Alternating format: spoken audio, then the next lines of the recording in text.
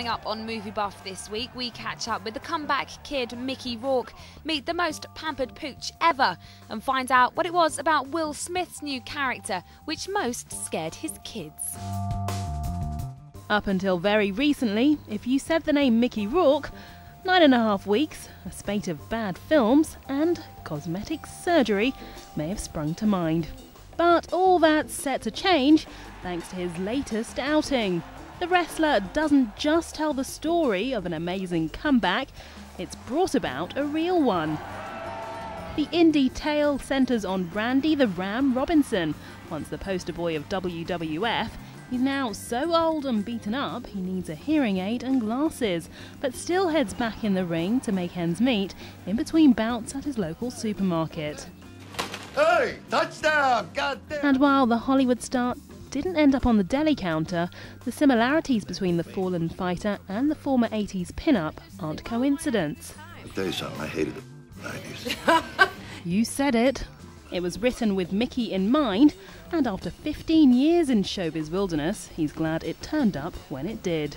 The most fun I've ever had on a movie, I wouldn't say fun, it was acting-wise. Working with Darren Aronofsky was just such a pleasure because he was so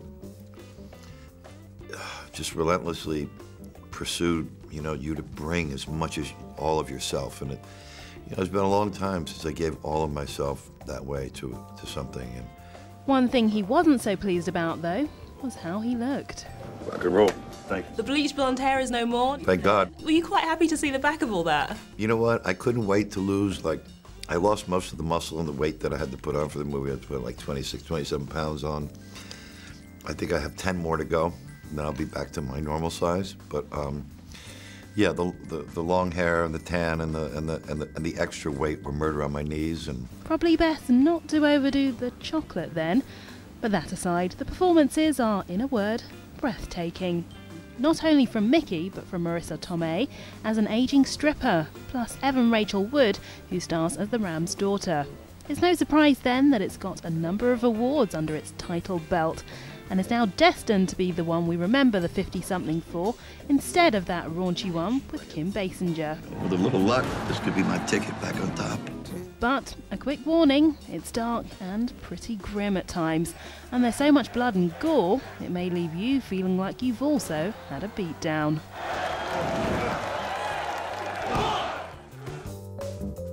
If you thought you loved your dog, it's nothing in comparison to how much Aunt Viv thinks of her pet pooch Chloe in new Disney film Beverly Hills Chihuahua.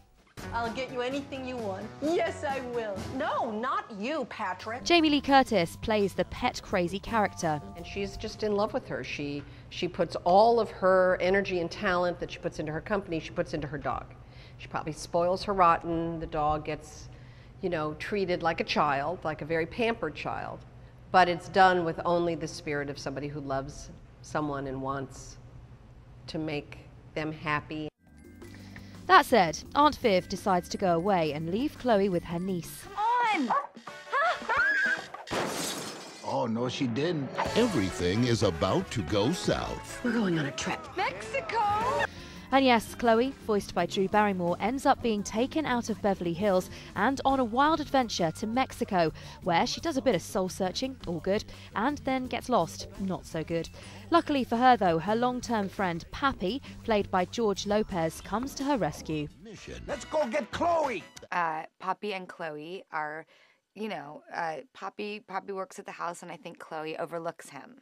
I think throughout the story she realizes that Poppy is someone that is always been enamored with her and likes her. I think someone who genuinely cares for her, and I think she has that realization out on the road. Wow, there's someone back at home who's been great to me all along, and I didn't see it. It was right in front of my eyes, and I was blind to it. Who is that hunk of Chihuahua? If you ever need someone to lick inside your ears, I would be most honored.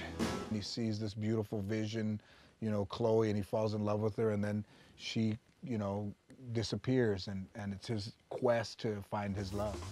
Puppy love, hey, so sweet. This film is funny and cute and has something for the grown-ups as well as the kids, so we give it 3 woofs out of 5. In 7 days, God created the world. And in 7 seconds, I shattered mine.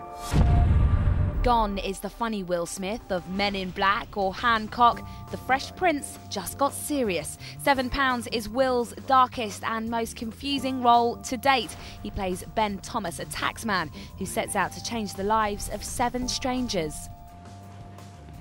What are you doing? I'm helping.